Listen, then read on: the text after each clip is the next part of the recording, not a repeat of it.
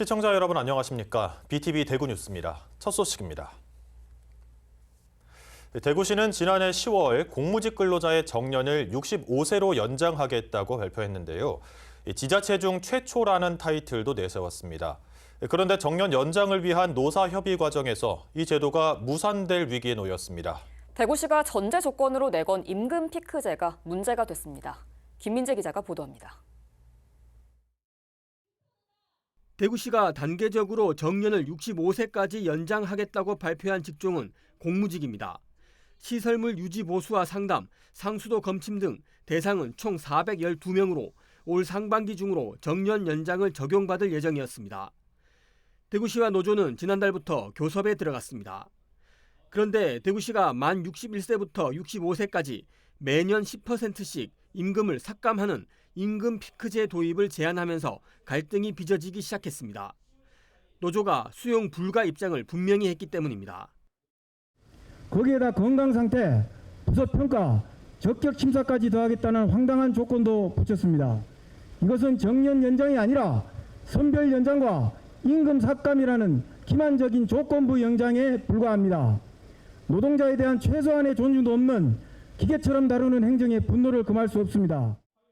현재 공무직 노동자의 임금 상황을 볼 때 임금 피크제 도입은 얼토당토하지 않을 뿐 아니라 정년 연장을 하지 않으려는 꼼수라는 지적도 나왔습니다. 30호봉도 연봉이 3,400만 원 정도밖에 안 됩니다. 그래서 대구시에서 제시한 임금 피크 제대로라면 65세가 되면 1,700만 원만 주겠다는 거 아닙니까? 대구시는 헌법에 명시된 최저임금도 보장해주지 않겠단 말입니까? 결국 노사 간 교섭은 결렬됐고 노조는 지방노동위원회에 노동쟁의 조정을 신청할 예정입니다. 이에 따라 정년 연장 적용 시점은 조정안이 나올 때까지 장기간 연기될 것으로 보입니다. 대구시는 임금 피크제가 도입되더라도 최저임금 상한선을 적용하기 때문에 노조의 우려대로 되지는 않을 거라는 입장입니다. 그러면서 지방노동위원회의 조정에 따라 대응할 예정이라고 밝혔습니다. 노조는 임금 피크제라는 조건은 절대 받아들일 수 없다는 강경한 입장인 가운데 조정이 결렬될 경우 공무직 파업까지도 고려하고 있습니다. BTV 뉴스 김민재입니다.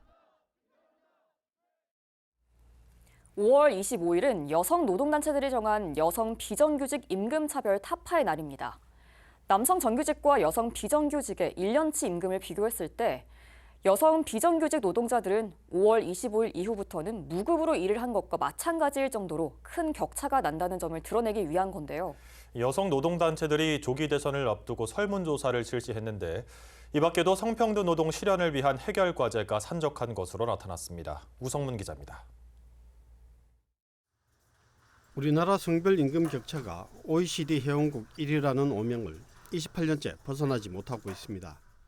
2024년 8월 기준 남성 정규직 월 평균 임금은 430만 원인데 여성 비정규직은 169만 원으로 남성 정규직의 39.4%에 불과합니다. 1년으로 계산하면 여성 비정규직은 145일째인 5월 25일부터는 무급으로 일하는 셈입니다. 비정규직 여성 노동자는 전체 여성 노동자의 50.5%에 이르고 여성의 평균 임금도 남성의 69% 수준에 불과합니다.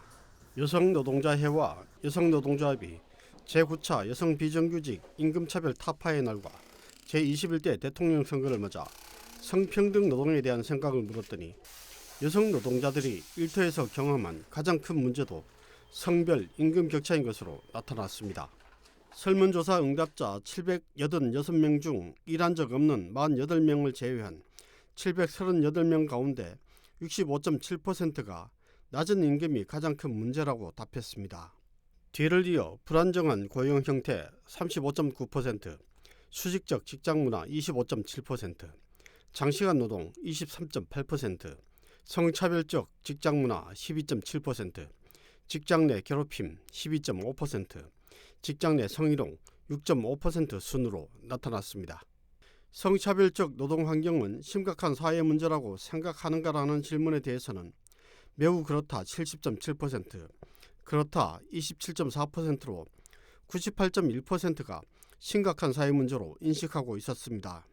성평등 노동 실현을 위해 차기 정부가 해야 할 가장 중요한 과제로는 성별 임금 격차 해소 43.4%, 고용 안정 15.5%, 성차별적 직장 문화 개선 13.9% 선으로 답했습니다.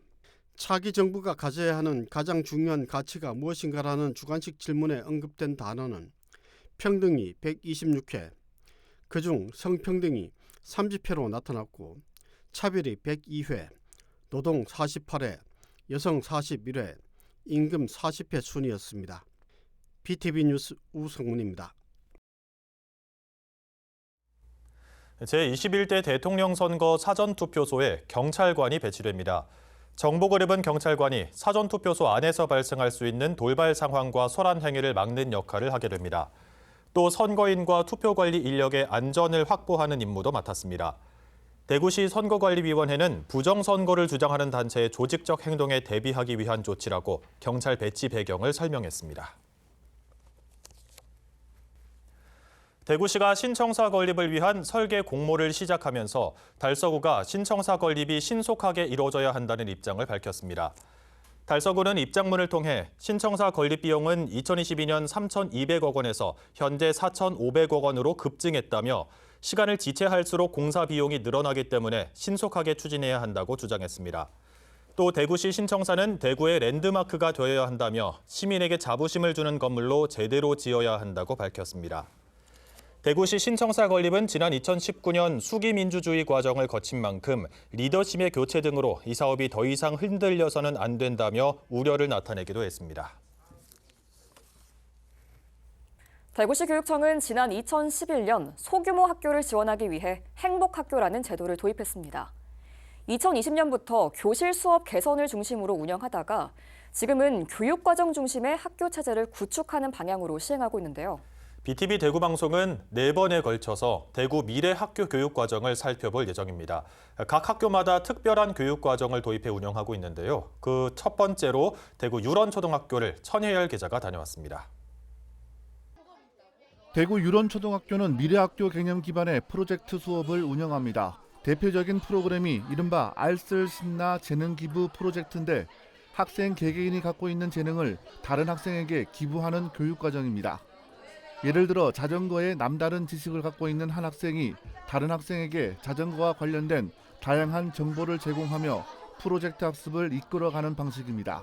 저는 알쓸 신나 재능 기부 프로젝트로 인해 저의 재능을 사람들에게 알릴 수 있었고 친구들에게 보여줄 수 있어 좋은 시간이었던 것 같습니다.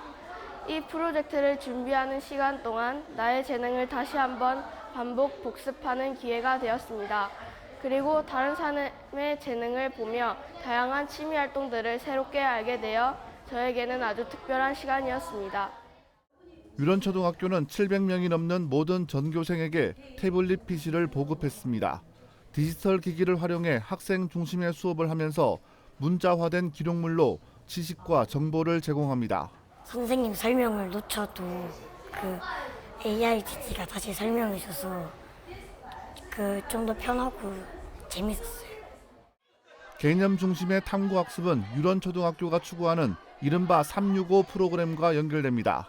학년별로 5개 프로젝트에 참여하고 학년이 올라가면 또다시 5개 프로젝트에 참여해 총 6년 동안 심도 있는 학습이 가능하다고 보고 있습니다. 한 학생이 1학년에 입학을 해서 6년 동안 공부를 하면 이 프로젝트 학습을 통해서 학생들은 탐구 학습을 하고 자기 주도적으로 모든 활동을 하게 돼가지고 학습의 중심은 학생이 되어가지고 모든 수업에 참여해서 공부를 하고 있습니다.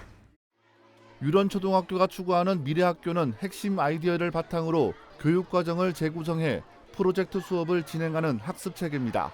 학생의 삶과 연계한 학생 주도 수업을 실천하고 있으며 예술 교육을 통한 기초 소양 교육을 지속적으로 추진하고 있습니다. 유런초등학교는 학생들의 다양한 동아리 활동을 보장하고 있습니다. 무용, 연기, 춤, 극본과 같은 통합적인 예술로서의 학생 뮤지컬 동아리를 운영하고 있으며 창작 댄스부, 풋살부와 같은 학교 스포츠 클럽을 활성화해 보다 많은 학생들이 참여할 수 있는 기회를 제공하고 있습니다. BTV 뉴스 천혜열입니다.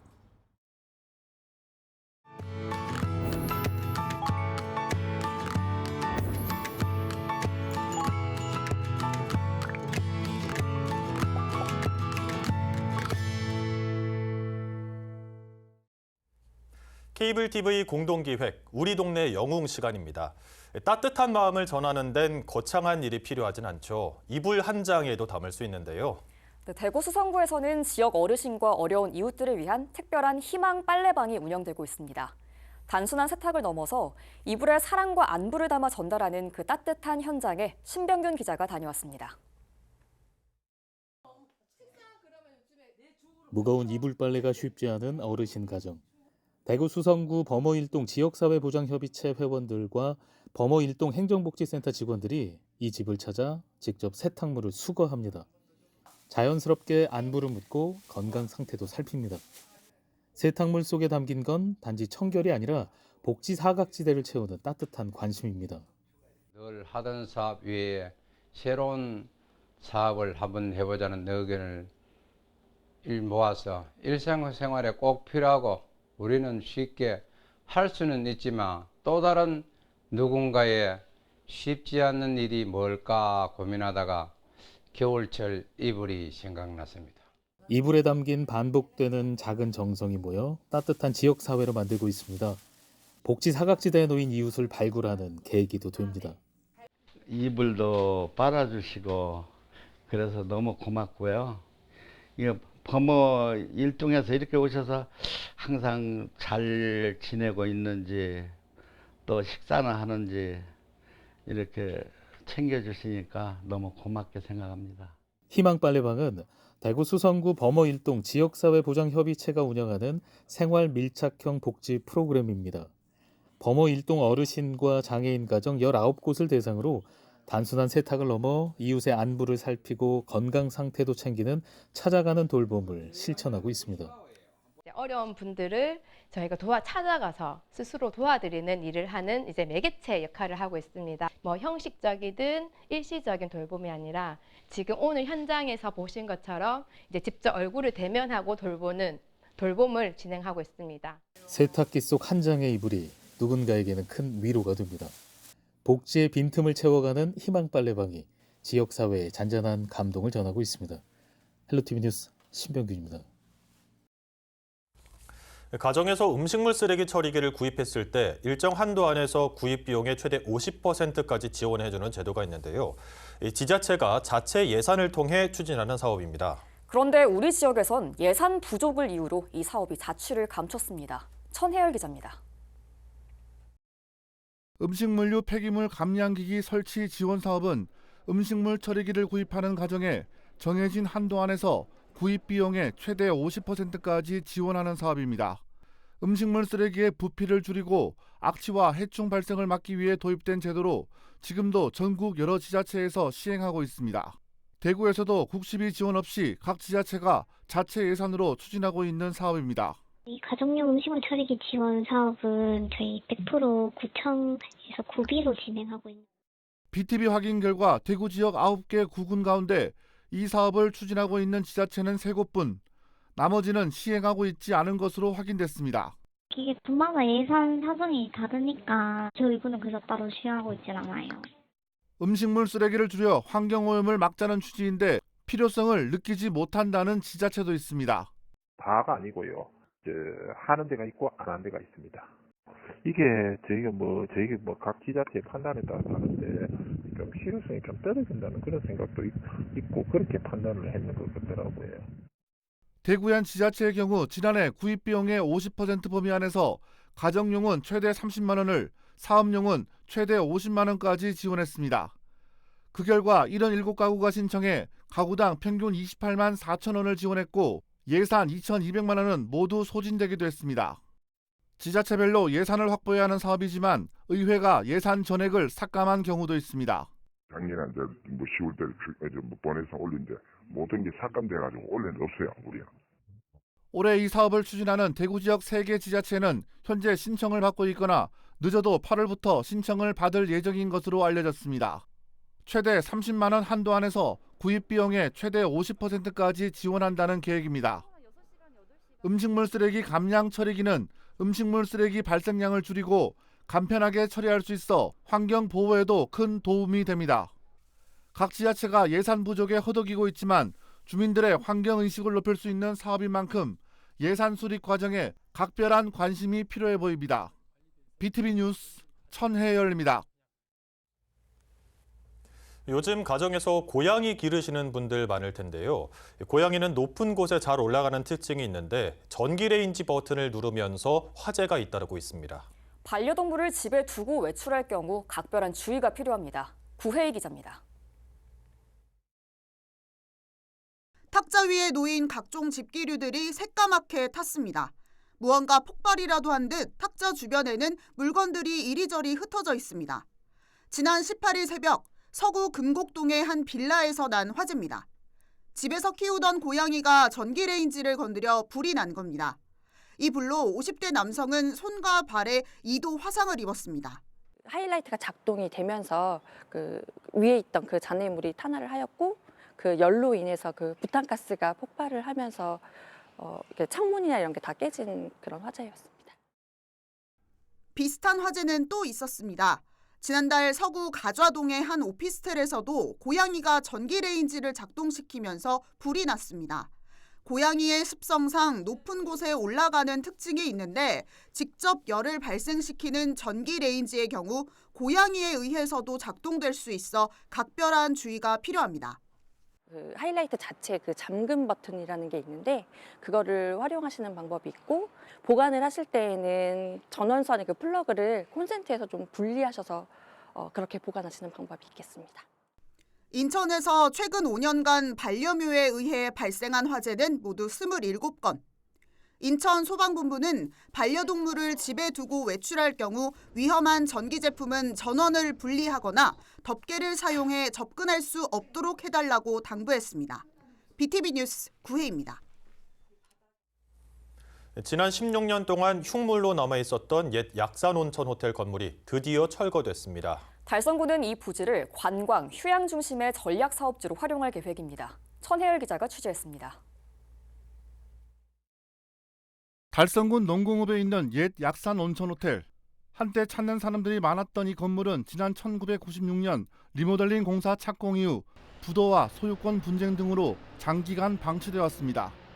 지역 주민들은 이 건물이 주변 미관을 해치는 것은 물론 범죄 발생 우려가 높다며 오래전부터 민원을 제기하기도 했습니다. 그러나 이 건물은 개인 소유의 건축물이기 때문에 행정적인 개입이 쉽지 않아 철거에 어려움이 많았습니다. 지난 16년 동안 흉물로 남아있었던 약산 온천 호텔 건물이 최근 철거됐습니다.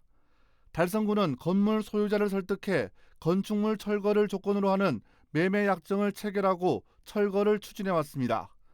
지난 3월부터 철거를 시작해 지금은 언제 건물이 있었냐는 듯 빈 땅으로 남아있는 상태입니다. 부지 주변으로 묶여있던 온천원 보호지구는 지난해 2월 해제됐고 매매 약정 이후 등기 이전도 마쳤습니다. 달성구는 이 부지를 관광과 휴양 중심의 전략 사업지로 활용할 계획입니다. 인접해 있는 군소유 부지를 포함해 50만 제곱미터의 전시장과 학습관, 스마트팜을 조성하고 특히 군청이 직접 운영하는 달성군 최초 골프장도 건립한다는 계획을 세우기도 했습니다. 달성구는 아울러 지역경제 활성화를 위해 이 부지에 대한 투자 유치 방안도 함께 모색 중이라고 밝혔습니다. BTV 뉴스 천혜열입니다.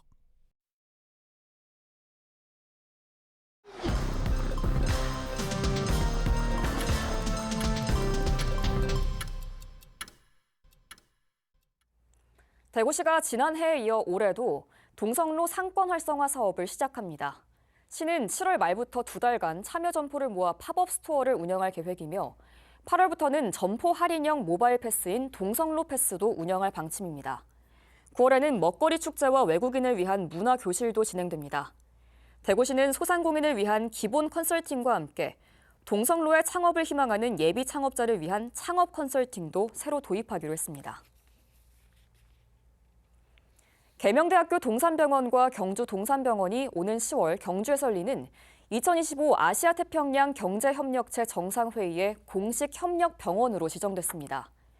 경상북도와 경주시는 에이펙 정상회의 성공적 운영을 위해 주요 의료기관을 협력병원으로 선정했는데 계명대 동산병원은 다양한 의료 지원 경험과 응급 대응 체계, 감염병 대응 역량 등에서 높은 평가를 받았습니다. 경주 동산병원은 개최지 인근 병원으로서 현장 대응의 중요한 거점으로 함께 지정됐습니다. OTT 플랫폼의 급성장과 미디어 소비 행태 변화 속 유료 방송 플랫폼 사업의 지속 가능한 성장 방안을 논의하는 자리가 마련됐습니다. 28일 국회의원회관에서 이훈기 더불어민주당 방송콘텐츠위원회 위원장 주최로 정책 간담회가 열렸습니다. 이 자리에는 케이블TV협회와 IPTV협회, 유료방송 플랫폼 사업자들이 참석해 업계 애로사항과 제도적 지원 방안을 제안했습니다. 한편 민주당 방송콘텐츠위원회는 한국케이블TV 방송협회와 유료방송산업의 선순환을 위해 공정경쟁 환경 조성에 노력한다는 내용의 상호 정책 협약을 맺었습니다. 유료방송업계에서는 방송법 개정 필요성 등의 내용을 담은 정책 건의서를 전달했습니다. 서구청은 기준 주유소득 100% 이하의 40가구에 학습용 책상과 의자를 지원합니다. 가구당 40만 원 상당의 물품을 제공함으로써 아동과 청소년이 보다 나은 환경에서 학업에 매진할 수 있도록 돕고자 합니다. 중부청은 새로운 외국어 및 예술 분야의 골목 문화 해설사를 모집한다고 발표했습니다. 외국어 부문에서는 영어와 중국어 등의 언어를 구사할 수 있는 15명을, 예술 부문에서는 5명 대회의 인원을 선발할 예정입니다. 신청 기간은 다음 달 9일까지입니다. 달서구는 나눔을 통해 탄소 배출을 줄이고 환경을 보호하기 위한 슬기로운 달서 나눔 ESG 사업을 연중 추진합니다. 이 사업은 바른 먹거리 교육, 고효율 전기제품 교체, 탄소 매트 지원, 친환경 손뜨개 캠페인 등을 포함해 지속 가능한 환경 조성에 기여하고자 합니다. 2025 대구 학생 독서 캠프가 오는 10월 25일까지 초등학생부터 고등학생까지 총 510여 명을 대상으로 진행됩니다. 올해 독서 캠프는 참가 학생의 발달 단계에 맞춰 초등학생은 지속 가능한 세계 시민을 주제로, 중학생과 고등학생은 인공지능을 주제로 한 특화된 프로그램을 제공합니다. 이상 간추린 소식입니다. 내일부터 21대 대선의 사전투표가 시작됩니다. 이번엔 이틀 모두 평일이고 6시까지 투표소를 운영하는데요. 근로자의 경우 본투표 당일까지 투표를 할 시간이 없다면 꼭 국민의 권리를 보장받으시기 바랍니다. 소중한 한 표 꼭 행사하시기 바랍니다. 이상으로 뉴스를 마칩니다. 함께해 주신 여러분 고맙습니다.